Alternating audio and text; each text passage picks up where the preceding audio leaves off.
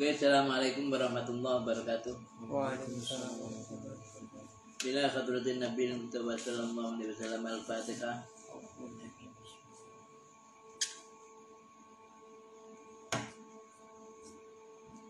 Tsumma ila ma'rufi ma'alif hadal kitab al-Fatihah.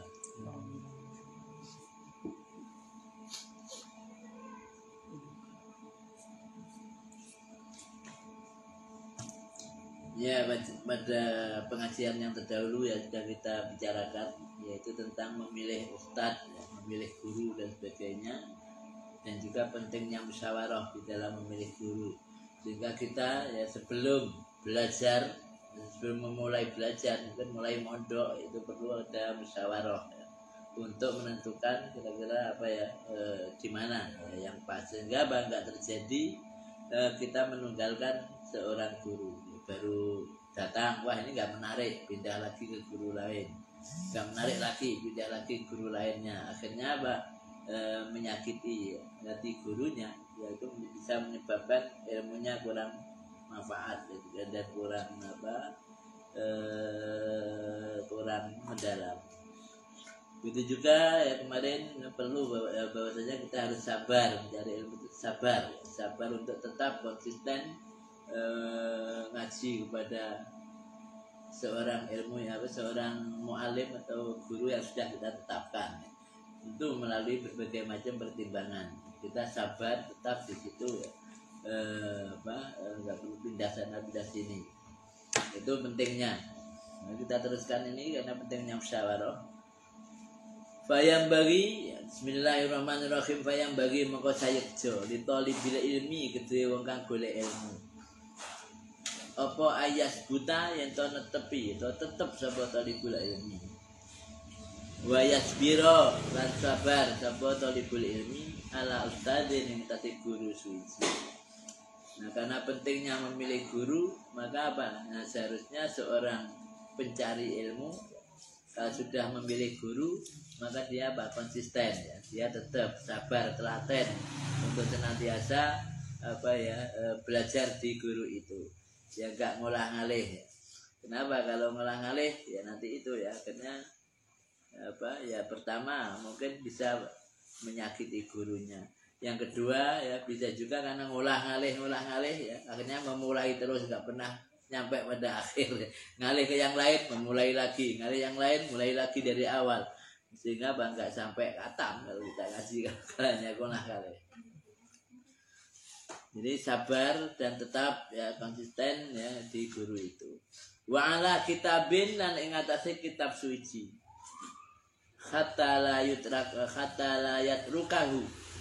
Sehingga ora ninggalaken sapa talib ing kitab abtaro kalih kekurangan, kalih kurang. Nah, di samping kita harus konsisten ya pada satu guru juga pada kitab. Kalau kita ngaji satu kitab agar supaya konsisten ya, kitab itu diselesaikan sampai tuntas ya. Jangan sampai titik-titik ya ganti kitab ya, titik-titik ganti kitab belum selesai dan belum mendalam. Tapi apa? Konsisten tetap pada kitab itu ya sampai ya mendalam. Kenapa? Di saat kita mengaji ya, ngaji itu biasanya ilmu agama ya. Di saat kita mengaji kok enggak sampai tuntas, yaitu ada persoalan. Kalau ada yang menurut kamu masih sulit, belum terpahami, kamu biarkan begitu saja, sehingga kita meninggalkan kitab itu dalam kondisi belum kamu pahami secara tuntas. Itu nanti ya konsekuensinya kalau kita menyampaikan, memberikan kitab itu kepada orang lain pun sampai bab itu pasti kesulitan. Jadi kalau ngaji itu upayakan tidak ada satu kata pun yang kita kesulitan sampai selesai kitab itu. Sehingga kalau kamu nanti jadi kiai jadi nggak bingung ya sampai bab itu nggak bingung. Kalau belum tuntas sudah ditinggalkan ya pasti nanti wah ini dulu kita belum memahami ini ya yang ini. Nanti sampai kapanpun akan selalu begitu.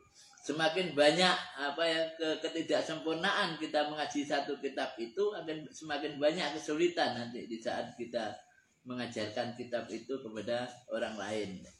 Maka yang bagus ya kitab itu ya tetap ya sampai tuntas. Nah, kita sering-seringnya semacam itu ya. Jadi gonta-ganti aja. Sehingga dapatnya sedikit-sedikit dan ilmunya tidak komprehensif. Kalau ilmunya tidak komprehensif, kenapa kitab itu biasanya nggak bisa dipahami seseorang kalau tidak tuntas. Ya, misalkan kitab tentang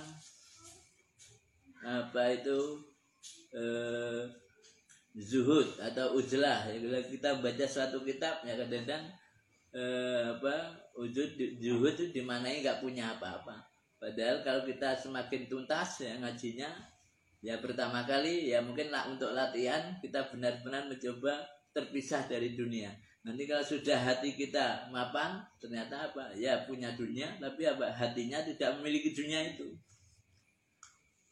Jadi kaya tapi tidak merasakan memiliki itu ya, tidak tergantung pada duniawi yang kita. Nah ini nah kalau kita bacanya hanya sedikit tok, dikira zuhud itu nggak boleh punya apa-apa. Karena nggak tuntas ngajinya. Untuk itu harus kita tuntaskan ya satu kitab. Juga kalau kita memaknai sebuah kitabnya siapa ya, kalau nggak salah itu ya, yang bicara tentang bid'ah ya. Ya pertama kali di kitab itu di bab awal mengatakan ya semua yang pada masa Nabi belum pernah ada, berarti semuanya bid'ah, jelek semuanya. Bahkan hadisnya pakai kullu bid'atin dolalah, nggak ada satupun ya yang tidak dolalah. Makanya nggak mungkin bid'ah dibagi dua, dibagi 2, 3, 5 dan selanjutnya. Tapi kalimat berikutnya ada yang menanyakan ya, muridnya menanyakan bagaimana dengan kita bikin madrasah dan lain sebagainya. Loh itu akhirnya membagi ya bid'ah antara bid'ah dunia dan bid'ah akhirat. Ada lagi pertanyaan bagaimana tentang para sahabat yang mengumpulkan Al-Quran dan sebagainya. Nah akhirnya endingnya ya sama saja, ada bid'ah hasanah dan bid'ah dolalah. Nah kalau orang nggak tuntas maka mengikuti yang masih awal ya. Jadi kumpabeh yang pada Nabi belum ada semuanya dolalah semua. Karena ngajinya nggak tuntas kitab itu ya, hanya bab awal tentang itu. Nah padahal kalau diteruskan ya aslinya semacam itu ya. Kalau nggak salah kitabnya siapa ya, Bin Bas atau kitabnya ya, pokoknya kitabnya orang-orang semacam itu. Itu kalau kita bacanya lengkap ternyata akhir balik kayak ulama yang lain. Ada yang ya khasanah, ada yang dolalah. Nah semacam itu. Akhirnya di akhir kitab itu mengubah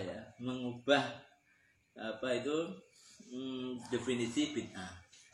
Jadi bid'ah itu suatu perbuatan yang tidak ada sumber ya dari syariah, baik secara umum maupun secara khusus. Kalau ada secara umum berarti nggak apa-apa. Akhirnya misalkan kalau dimaknai dengan kesimpulan terakhir ya, kayak orang mengadakan sadrana itu nggak apa-apa. Kenapa? Mereka melakukan ibadah umum, baca Quran itu ibadah yang belum ditentukan kapan, di mana ya, dan harus bagaimana. Di sana ada lagi misalkan zikir itu ibadah umum yang tidak ditentukan waktu dan tempatnya.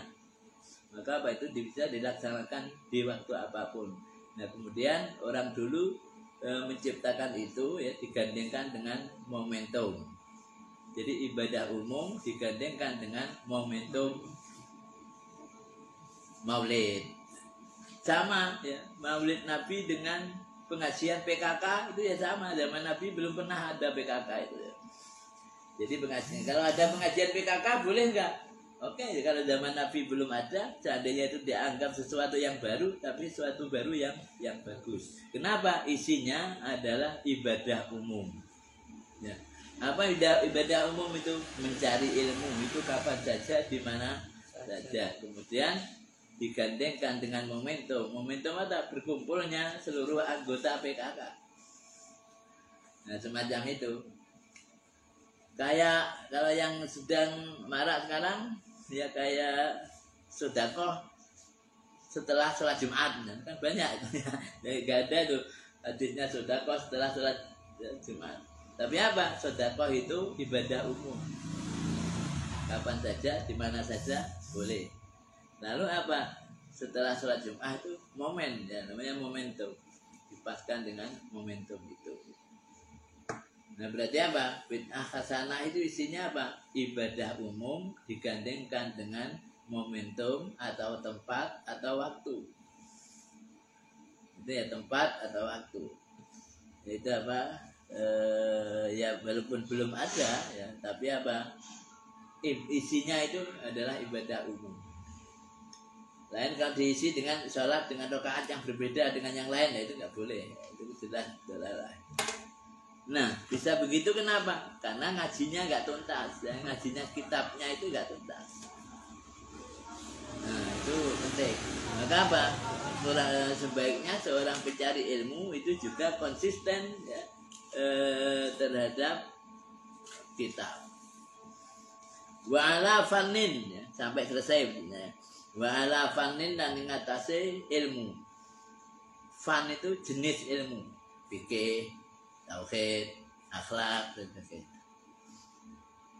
Jadi apa? Seharusnya apa? Tetap sabar, telaten ya mempelajari satu fan ilmu, ya, satu jenis ilmu. Hatta la yastaghila, sehingga ora ketungkul sapa talib bifanin kelawan ilmu akhara kang liya. Jadi tuntaskan satu ilmu sehingga apa enggak sibuk dengan ilmu yang lain yang akhirnya ini tidak itu tidak, sama-sama tidaknya, sama-sama setengah-setengahnya. Ini kalau orang dulu kalau belajar semacam itu fikih sampai tuntas ya, habis itu pelajari apa ya, misalkan ilmu kalam sampai tuntas sehingga apa menjadi ahli dalam segala hal.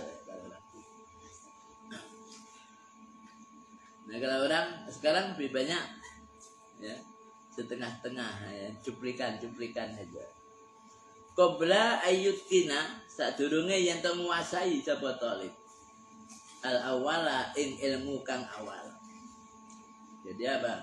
Kalau belajar ilmu satu ilmu, tuntaskan ilmu itu.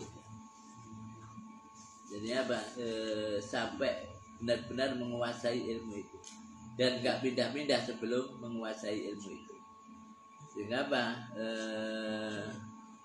Ilmunya lagi ya bisa komprehensif.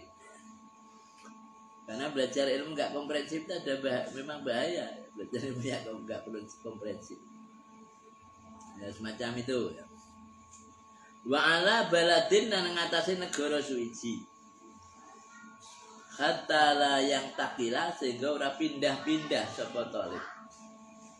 Ila baladin maring negara akhara kang liya. Min ghairi daruratin saking tanpa darurat. Ya juga nggak usah pindah-pindah tempat ya, dari satu desa ke desa yang lain sebelum sempurna di satu wilayah itu. Ini versi taklimul muta'alim ya. Jadi kalau ngaji di negara mana ya situ kayak tuntaskan dulu. Aja kayak blik ngaji sabab pindah ke negara yang lain. Memulai lah podo ya. Dalam satu yang kono itu tak bab pindah lagi ke yang lain. Akhirnya apa? Dapatnya satu bab itu toh. Nah, itu pun nggak selesai. Kenapa kita konsisten ya pada satu guru sampai selesai, satu kitab sampai selesai, satu jenis ilmu sampai selesai, bahkan ya satu negara ya sampai selesai. Kenapa? Fa inna dzalika krana arae mengkon-mengkon kabeh kullahu sekabeh dzalik iku yufarriqu bisa misah-misah apa dzalik al umura ing bela-bela perkara. Karena apa? Perilaku semacam itu bisa merancukan ya, berbagai urusan. Jadi akan terjadi rancu, gak jelas fokusnya dan sebagainya. Apa urusannya rancu, akhirnya apa ya nggak bisa selesai dengan sempurna setiap fannya. Apa yaitu yang disebut yufarriq ya, bisa yufarriqul umur wa yushghilu lan menyibukkan ya apa dzalik al-qalbain hati. Dan juga akan menyibukkan hati. Di sana kurang enak, sini kurang enak dan sebagainya ya, hati kita akan apa? Sibuk untuk karena kebanyakan pindah sana, pindah sini, pindah sana, pindah sini. Wa yudhi'u lan nyia-nyiakan apa dzalik, menyia-nyiakan al-awqata beberapa waktu. Dan bisa menghabiskan waktu ya, hanya mengulang terus, mengulang sana, mengulang sini terus ya, karena banyaknya pindah. Nah, ada juga yang orang senangnya sekolah pun juga gitu ya, pindah dikit, pindah sana, pindah sini. Akhirnya apa, sampai 15 ya, pesantren akhirnya nggak bisa apa-apa, hanya memulai itu. Wa yu'dzi lan ngaraaken apa dzalik al muallima ing guru, dan itu bisa menyakitkan hati guru kita. Didik pindah, didik pindah sebagainya. Jadi apa, upayakan konsisten ya, untuk sabar begitu, sehingga apa, ilmunya apa komprehensif, gurunya sangat rela dengan kita. Karena apa, ilmu itu sama dengan pemberian. Orang memberi itu ada dua ya, ada pemberinya rela, ada pemberinya tidak rela. Nah, kalau pemberinya nggak rela, ya mungkin akan ada efek terhadap apa yang diberikan. Ilmu pun sama ya, kalau pemberinya nggak rela, kenapa? Kamu sakitin ya, karena pindah sana pindah sini. Nah, bisa juga ilmunya kurang ya bermanfaat. Maka apa, sabar ya, as-subut itu penting, tasabut atau konsisten kepada guru, kepada ilmu, kepada kitab, biar sempurna. Wayang bagi lan sayekjo apa ayas biro yaitu sabar sapa talibul ilmu amma ngedoi saking barang turidu kang ngarepaken apa nafsuhu, hawa nafsune talibul ilmi la wa hawahu, la tegese hawa nafsune talibul ilmi. Dan ketika kita belajar ilmu ya, seharusnya kita bersabar untuk senantiasa menjauhi apa ya, keinginan hawa nafsu. Jadi harus menjadi orang yang apa, enggak hanya senang apa, boleh senang itu ya, macam-macam ya. Kita belajar macam-macam, kadang-kadang hawa nafsu itu apa ya, jalan sana jalan sini, lebih bagus enggak ngaji ya, sana ada apanya, akhirnya apa, berhenti untuk tidak belajar, enggak masuk kelas ya, semacam itu, hanya ikuti hawa nafsu dalam berbagai tindakan apa, mati wira dalam berbagai tindakan. Jadi apa, kalau orang mengikuti hawa nafsunya itu pasti jatuh. Qala dawa sapa syairu, ahli syair, seorang penyair mengatakan, innal hawa lahwal hawanu bi'azni wa syari'u kulli hawan syari'u hawanu hawani. Innal hawa lahwal hawanu bi'aini wa syari'u kulli hawa syari'u hawanu hawani ya, syari'u hawani. Innal hawa sak temene hawa nafsu iku lahwal hawanu, yaitu kerendahan, ino kehinaan, bi'ainihi kelawan kahanane hawa. Jadi hawa nafsu sendiri adalah kehinaan. Kenapa? Memang watak asli hawa nafsu itu apa? Melanggar aturan ya, watak aslinya hawa nafsu itu melanggar aturan. Hanya kalau di Al-Quran, innan nafsa la ammaratum bisu, nafsu itu banyak sekali mengajak orang kepada keburukan. Bahkan ada satu riwayat ya, ketika akal diciptakan dan nafsu diciptakan. Lalu diadakan uji coba oleh Allah. Habis diciptakan diadakan uji coba oleh Allah. Akal dipanggil oleh Allah. Wahai akal, sini. Oh, langsung munduk-munduknya, wahai Tuhan. Ya Allah. Ditanya sama Allah, siapa kamu dan siapa aku? Maka akal menjawab, engkau adalah Tuhanku dan aku adalah hambamu. Tapi begitu diganti, nafsu dipanggil, wahai nafsu kesini, jawabannya beda. Panggil lagi. Ditanya oleh Allah, siapa engkau dan siapa aku? Maka jawaban nafsu, engkau, aku ya aku. Mau apa? Jadi engkau adalah engkau, aku ya aku. Aku bukan kau bukan aku. Jadi apa? Sudah apa ya? Ada sikap-sikap semacam itu. Ini hanya gambaran saja ya, nafsu itu semacam itu. Maka apa dikatakan? Innal hawa lahuwal hawanu bi'ainihi. Nafsu itu adalah kehinaan itu sendiri.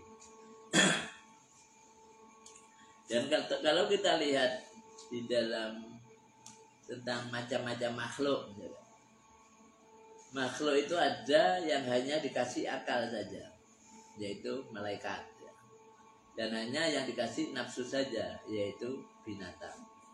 Dan ada yang dikasih lengkap akal dan nafsu, yaitu manusia. Malaikat bagus ya, senantiasa menginginkan kebaikan dan mengikuti perintah Allah. Kenapa? Hanya dikasih akal. Maka apa? Di Al-Quran kan ya, apa ya? Alaiha malaikatun giladun sidadul la ya'sunallah. Gak pernah bermaksiat kepada Allah. Sehingga bagi rizki, gak pernah korupsi, gak pernah ini itu dan sebagainya ya. Maka rizki selalu pada alamatnya. Wa yaf'aluna ma yu'marun, dan malaikat itu selalu melakukan apa yang mereka diperintahkan. Kenapa? Hanya diberi akal. Maka apa? Malaikat selalu bagus. Kenapa? Akal yang bicara, nggak ada nafsu. Nah, lain kalau binatang. Karena binatang itu nggak dikasih akal, adanya juga nafsu toh. Maka apa? Ya, apa yang diinginkan itu dilakukan. Tidak ada pertimbangan. Jadi kalau ada kambing melihat penghijauan, dia akan datang ke sana. Datang dan apa? Langsung memakan dan melahap. Kambing tidak pernah mempertimbangkan ini tanamannya siapa. Kenapa? Ya itu gak apa-apa bagi kambing. Kenapa gak apa-apa? Wong memang dia hanya dikasih nafsu saja. Yang gak dikasih akal yang untuk mempertimbangkan baik, tidak, layak, tidak. Maka apa? Manusia di saat hanya mengembangkan hawa nafsunya, kembali kepada makhluk di bawahnya, ya seperti harimau dan sebagainya. Tapi kalau manusia mampu ya mengendalikan hawa nafsunya, maka apa? Dia akan melebihi malaikat kemuliaannya. Kenapa melebihi malaikat? Kalau malaikat wajar dia baik. Kenapa? Hanya dikasih akal. Tapi manusia kok bisa menjadi baik? Itu melalui proses ya, perjuangan yang berat, yaitu apa? Perseteruan atau tarik menarik antara nafsu dan akalnya. Karena melalui perjuangan, maka manusia kalau baik wah luar biasa baik. Oleh karena itu di sini katakan hawa nafsu itu adalah kehinaan itu sendiri. Ini apa? Jangan hanya mengikuti hawa. Dan sebaiknya orang pencari ilmu itu ya, tidak hanya mengikuti hawa nafsunya, tapi apa? Harus benar-benar mulai mempertimbangkan ya, baik tidaknya apapun yang dilakukan. Nah sekarang kan banyak ya perbuatan-perbuatan yang bahkan tidak masuk akal. Masuknya masuk nafsu ya, tidak masuk akal. Banyak sekali ya perbuatan-perbuatan yang tidak masuk akal. Ya seperti seksualitas ya. Itu banyak yang nggak masuk akal, tapi masuk nafsu. bahkan sampai kejahatan-kejahatan, pembunuhan oleh istrinya sendiri, oleh orang tuanya sendiri, orang tua oleh anaknya sendiri. Wah, luar biasa. Itu kan sama ya, kalau binatang sering terjadi ya, orang tuanya malah membunuh anaknya. Misalkan kalau kita punya burung labet ya, saya pernah punya burung labet, begitu mana ya, akhirnya apa, anaknya tak demek, begitu tak demek tinggal pergi, dan besoknya mati udah. Itu apa? Sampai ada induk ya bisa menghabisi anaknya sendiri. Ya kenapa? Yang itu hanya hawa nafsu. Dia nggak mempertimbangkan kalau membunuh itu dosa besar. Nah, jadi kalau hawa nafsu, wah sudah berat. Apapun keburukan pasti muncul dari orang yang hanya mengikuti hawa nafsunya. Maka munculnya jambret, copet, ini itu berangkat dari hawa nafsu. Wasori kulli hawa, utawi wong kang dikuasai saben-saben hawa nafsu. Iku sori hawanin, dan kuasai kehinaan. Dan kuasai ino. Dan orang yang dikuasai hawa nafsunya sama dengan dikuasai dengan kehinaannya. Ya, itu sudah pasti ya, hawa nafsu. Bahkan sekarang wah mengerikan ya, misalkan kayak pelecehan itu ya, luar biasa. Ya, bahkan orang tua bisa pelecehan terhadap anaknya, itu kan ngeri sekarang itu ya. Jadi malah kayak saya kalau punya kambing bisa heran dengan kambing saya itu. Kenapa? Ya pertama, kambing saya laki-laki, saya nikahkan dengan kambing saya perempuan. Akhirnya punya anak. Setelah punya anak, anaknya besar. Nah, bapaknya kambing saya yang pertama, ya justru menikah sendiri dengan anaknya kambing saya itu ya. Saya kan jadi bingung, kambing saya ini kalau memanggil bapaknya gimana? Nah, dalam dia satu sisi anaknya, tapi satu sisi istrinya, itu kan repot itu. Ya semacam itu ya. Jadi manusia bisa yang mirip tapi itu nggak jelas. Karena apa? Ya memang ya mereka hanya dikasih hawa nafsu. Nggak tahu ini apa ya, aturan itu sudah enggak. Dan itu masuk semua hal ya, itu akan terjadi kehinaan kalau orang mengikuti hawa nafsu. Wa yasbiro, lan yen sabar sapa talibul ilmu. Alal mihani ngatasi pira-pira ujian. Wal baliyati lan tegese pira-pira ujian. Jadi pencari ilmu harus benar-benar tabah ya, tegar dan sabar terhadap berbagai macam ujian. Jadi banyak sekali ujian ya, kadang-kadang ujian finansial, kadang-kadang ujian ya macam-macam. Nah, kadang-kadang ujian pacaran. Nah, ujian ini banyak sekali ujian itu yang bisa menghambat ya, bahkan bisa gagal dari apa keilmuannya. Nah, itu harus apa ya, kita harus tabah itu, sabar untuk sabar itu apa? Konsisten tetap pada tujuannya. Itu apa? Sabar, harus konsisten. Hal-hal yang akan apa ya, menjadi kendala itu ya, itu namanya mihan ya. Ujian-ujian, baliyat, ujian-ujian. Itu harus di manage ya dengan sebaik-baiknya ya. Kalau perlu ya tidak dulu. Jadi apa? Ujian-ujian semacam itu. Jangan lagi malas, itu juga ujian.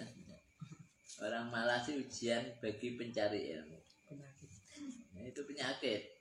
Sampai Nabi Muhammad aja berdoa aja ya, lindungilah aku dari kemalasan, minal jubni wal kasali, dari apa ketakutan dan kemalasan. Nah, itu berarti apa? Ujian besar bagi pencari ilmu, kemalasan. Mungkin itu yang paling banyak ya, mendera kita ya, para pencari ilmu itu kemalasan. Ya, kita kalau melihat orang zaman dulu, Masya Allah ya, belajarnya bukan main, bahkan waktunya sangat banyak untuk ilmunya. Kalau kamu dalam sehari hanya berapa ya waktu yang kamu korbankan ya untuk mencari ilmu? Kita mungkin kalau dihitung banyak tidurnya. Kita tidur aja udah 8 jam, kadang-kadang 10 jam tidurnya. Belum yang nganggur, nganggurnya berapa jam yang tanpa ada apa-apanya. Bisa juga 10 jam, sudah 20 jam tinggal 4 jam. 4 jam itu apa? Ya untuk apa? Ya itu nggak jelas. Nah belajar kita paling-paling 1 jam dari 24 jam. Apa? Sangat sedikit. Nah mungkin itu masih kemalasan. Kalau orang dulu, wah, bukan main kalau belajar itu ya. Sampai pol. Nah kenapa kita harus sabar terhadap berbagai macam ujian? Jadi berbagai macam kendala ya finansial, ya kadang-kadang problema apa, problema diri, problema keluarga, problema apa saja yang sering menghambat kita. Kenapa itu qila dan dawakan? Apa khazainul muna ala qanatiril mikhan. Kata-kata ulama, khazainul muna ala qanatiril mikhan. Khazainul muna utawi pira-pira gedunge cita-cita. Iku ala qanatiril mikhan yang atase pira-pira gedunge, pira-pira ujian. Jadi apa gedungnya kesuksesan itu berada di gedung ujian. Semakin banyak ya, semakin mampu banyak ujian dan kita mampu menyelesaikan itu berarti apa? Semakin dekat itu kesuksesannya. Jadi apa? Apa aja mesti ya lewat ujian. Kamu mau lulus saja gedungnya ya ujian. Nggak sadar.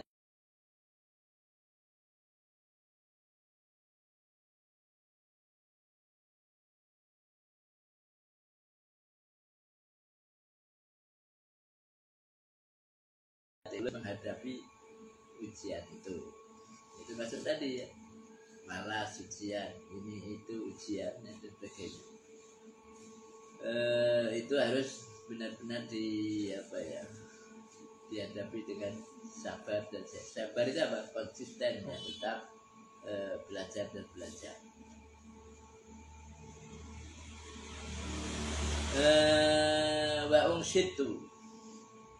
Wa ungsitu lan jen waca akan syair sapa ingsun.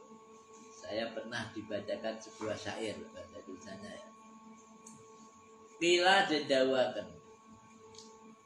Innahu sak temene syair iki syair iku li Ali bin Abi Thalib kedue Sayyidina Ali bin Abi Thalib karramallahu wajhah.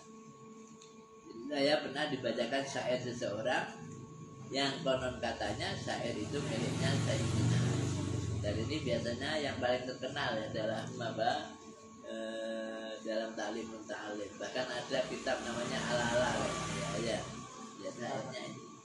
Ala tanalul ilma illa bisittatin sawbika majmu'ya bi bayani zakabun wa khirsun wa istibarun wa bulwatun wa irsyadu ustadin wa kulun zamani.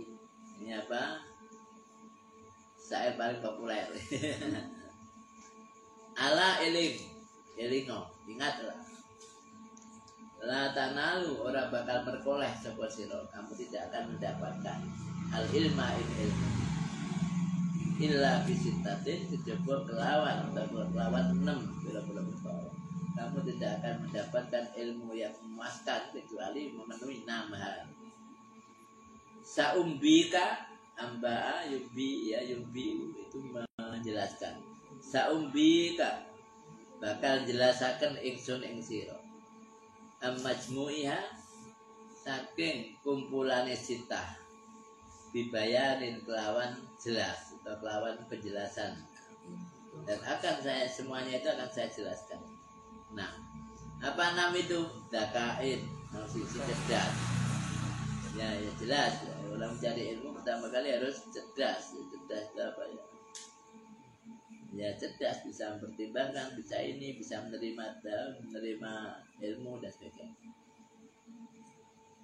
Wa khirsun, lobo itu sangat semangat, sangat punya keinginan punya ilmu. Jadi mendambakan yang serius itu khirsun. Ya. Lobo ya apa ya? Rakus.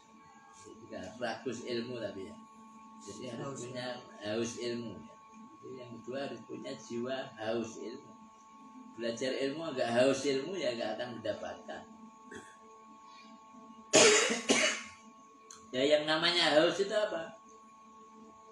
Memiliki rasa ingin tahu yang tinggi. Jadi rasa ingin tahunya sangat tinggi sekali. Jadi kalau sudah mendapatkan satu materi, ya kan, apalagi ya nanti kira-kira ya, semacam itu selalu terus ya menunggu itu jawaban. Jadi selalu dan selalu menginginkan ilmu berikutnya. Gak gampang puas ya dengan ilmu. Wastibarun lan sabar. Dan harus sabar itu di atas itu. Sabar, gak gampang frustasi, walaupun kesulitan selalu berupaya untuk memahami dan bisa. Gak bisa dirinya, tanya kepada orang lain. Jadi harus sabar semacam itu. Gak lagi anak langsung ngobrol dengan itu, gak sabar.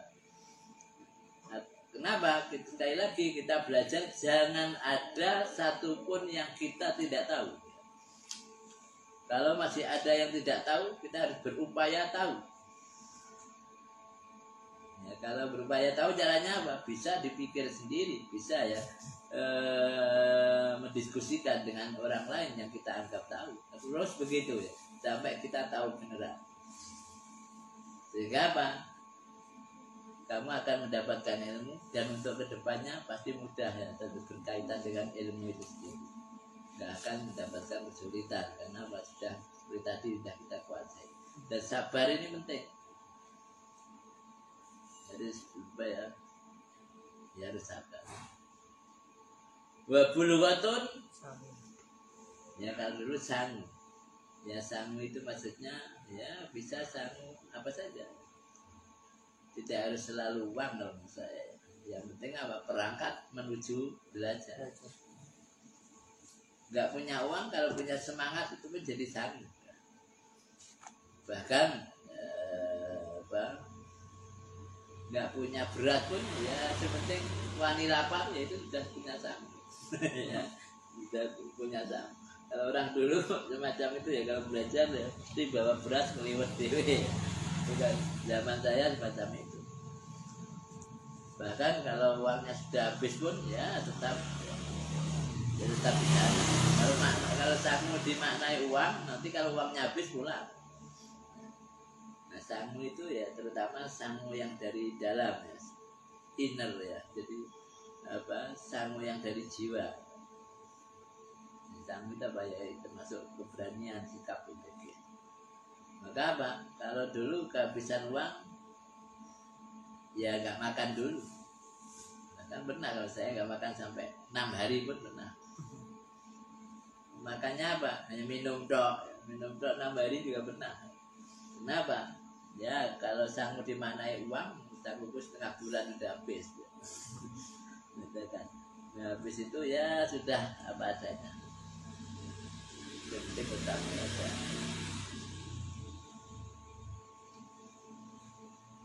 Nah semacam itu ya.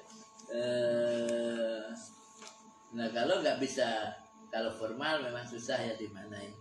Kalau pendidikan formal ya selalu pakai apa bulughatnya ada ya uang kalau ada SPP itu. Nah kalau artinya apa? Kalau seandainya formal nggak iso ya belajar non formal yang nggak begitu banyak biaya. Kalau biaya kan harus wujud ya cash. Mencari jalan lain yang tidak ada cash. Makanya apa selama dari beasiswa dan sebagainya. Wa irsyadu ustadin lan petunjuke guru. Jadi ya harus ada guru. Kalau nggak ada guru susah, apalagi kalau ilmu agama ya tanpa guru itu ya repot. Pemahamannya susah. Apalagi hanya dari baca sendiri. Baca sendiri di Google dan sebagainya ya. Apalagi hanya terjemahannya yang dibaca ya persoalan. Sehingga memaknai Iya karena butuh wa iya karena nasta'in, terjemahnya apa itu? Hanya kepadamu kami mohon pertolongan, dan hanya kepadamu, nah, hanya kepadamu kami menyembah ya, dan hanya kepadamu kami. Kamu kan harus bingung baca itu. Berarti oleh enggak mencari pertolongan orang tuanya?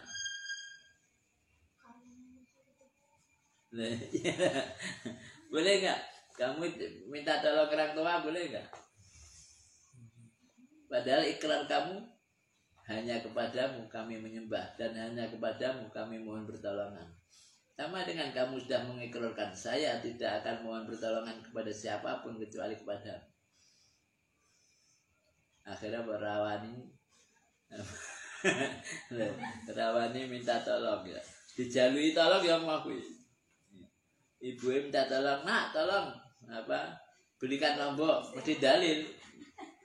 Jangan minta tolong kecuali kepada Allah, ya repot ya. Malah ibu suweneni. Wah, jenengan gimana ini ya? Jenengan gue apa ya menyekutukan Allah ya.